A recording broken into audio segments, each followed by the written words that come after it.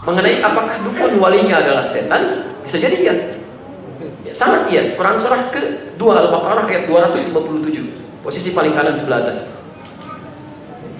Allahu waliyyul ladzina amanu yukhrijuhum minadh dhulumati ilal nur wal ladzina kafaru awliya'uhum taghut yukhrijunahum minadh nuri ilal dhulumat. Perhatikan, Allah akan jadi wali yang dekat dengan orang-orang yang beriman.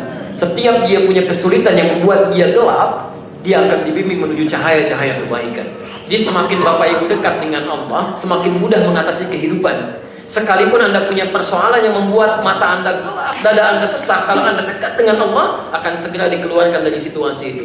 Cahaya langsung diberikan. Syaratnya bangun kedekatan dengan Allah. Cara membangun kedekatan dengan Allah pertama kali disebut dengan sholat. Karena itu ibadahnya disebut sholat dari kata silah. Silah itu hubungan erat yang tidak terpisahkan. Ya, jadi perhubung erat yang sulit dipisahkan. Kenapa sholat disebut dengan sholat? Karena sholat yang benar bisa melatih Anda untuk terhubung dengan Allah sehingga sulit dipisahkan dalam keadaan apa? Makan ingat Allah, minum ingat Allah, kerja ingat Allah. Beda yang minum ingat Allah dengan yang minum tidak ingat Allah. Kalau minum tidak ingat Allah, apa saja bisa diminum. Kalau minum ingat Allah, mustahil menyentuh minuman yang tidak disukai oleh Allah. Pegang dengan tangan kanan, akan diminum dia baca bismillah. Begitu selesai dia baca alhamdulillah. Dilakukan dalam keadaan duduk. Itu yang ingat Allah. Jelas sampai sini? Belum jawab pertanyaan Bapak, ya? Baik, saya teruskan dulu. Jadi poin pertama, kalau Anda dekat dengan Allah, maka kebaikan diberikan. Tapi persoalannya, ada dekat dengan, ada orang yang dekat, ya, bukan dengan Allah, tapi orang-orang yang menyimpang dari Allah. Penyimpangannya disebut dengan tagha. Orangnya disebut dengan taghin, jamaknya disebut dengan taghut. Jadi makhluk yang sangat menyimpang dari Allah itu disebut dengan taghut. Makhluk pertama kali yang menyimpang dari ketentuan Allah disebut dengan iblis. Taghut pertama itu iblis. Dalilnya Quran surah ke-18 ayat ke-50, posisi paling kanan di pertengahan. Wa in qulna lil malaikati isjudu li adama fasajadu illa iblis kana minal jinni fa fasaqa an amri rabbih.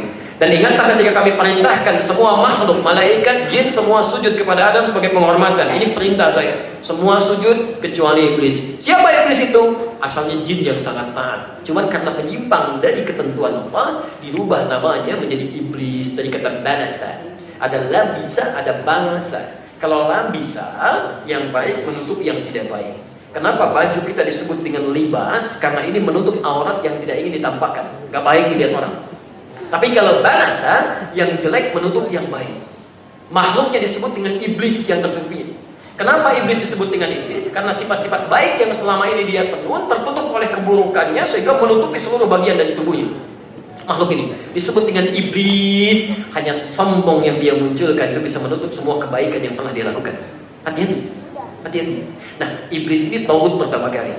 Dia turunkan dan dia janjikan kepada Allah, ya Allah, saya pastikan bukan cuma saya akan menyimpang, saya akan goda semua makhluk-makhlukmu itu ya Allah, dari depannya, dari kanan, dari belakangnya, dari kanannya, dari kirinya, dan saya pastikan tidak akan kau dapati kebanyakan mereka bersyukur kepadamu. Maka mulai dia berjanji kepada Allah di Quran surah ke-7 dari ayat ke-16 sampai dengan ayat 19-nya itu. Disebutkan lagi di An-Nisa itu surah yang keempat dari ayat 116 sampai dengan ayat 119-nya. Disebutkan lagi di Al-Hijr itu dari ayat ke-28 sampai dengan ayat ke-40-nya. Dia janjikan, saya pastikan saya akan goda setiap anak cucu Adam supaya menyimpang darimu. Karena itulah kemudian dia mulai goda anak cucu Adam. Dia ikutkan, ayo menyimpang, tinggalkan sholat, minta kepada bebatuan, minta kepada pohon, minta kepada binatang, minta kepada macam-macam. Setelah itu mulai ada kalimat-kalimat dan jampe-jampe dan sebagainya. Muncullah istilah manusia dengan nama dukun, tukang sihir, santet, macam-macam. Sumber utamanya dari iblis. Jadi kalau Bapak katakan, apakah itu bisa dikatakan walinya adalah setan? Iya. Tapi ingat, setan itu nama sifat. Sifat. Sedangkan makhluknya itu bisa berwujud jin, iblis, bisa berwujud manusia. Sebenarnya setan itu dari kata syaitana, setiap yang jauh dari Allah. Syaitana. Sifatnya disebut dengan syaitan kalau melekat pada seseorang. Hati-hati, bisa bentuknya jin, bisa manusia. Makanya ketika Anda bermohon kepada Allah dengan surah yang paling banyak dihafalkan dan paling favorit, An-Nas. Lihat, qul a'udzu birabbil malikin ilahin min syarril waswasil khannas. Waswas yang datang dari iblis, setan yang membisikkan dengan sifat khannas. Enggak terasa, tiba-tiba terbisiki aja. Ya. Alladzi yuwaswisu fi sudurinas, memberikan waswas dalam jiwa manusia. Belum selesai ujung ayatnya, minal wan. Jadi bisa masuk dalam diri jin, bisa dalam diri manusia. Artinya kalau ada seseorang berwujud manusia tapi mengajak-ngajak Anda jauh dari Allah, maka dia sedang diliputi oleh sifat syaitan dan sedang jadi tagut dia. Sedang jadi tagut ya. Misal mohon maaf ya, ibu sedang tahajud enak, tiba-tiba bapak misalnya, "Ma, sini.